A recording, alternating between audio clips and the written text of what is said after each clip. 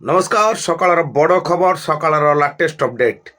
12 तारिख दिन हेबाकु जाउची भारत बंद चक अख सबकिछि बंद केंद्र सरकार विरुद्ध रे रणहुंकार दबाकु जाउची ट्रेड यूनियन सरकार श्रमिक मारण नीति एवं कृषि एवं श्रमिक मानक स्वार्थ विरोधी उद्देश्य रे एभली एक भारत बंद डाकरा आनी ट्रेड यूनियन संपूर्ण भाव में जदि देखा 12 तारिख दिन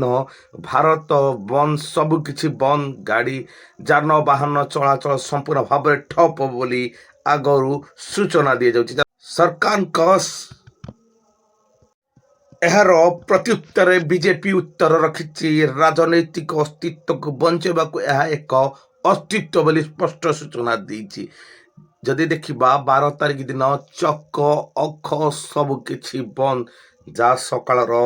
बड़ खबर सकाळ लाटेस्ट अपडेट।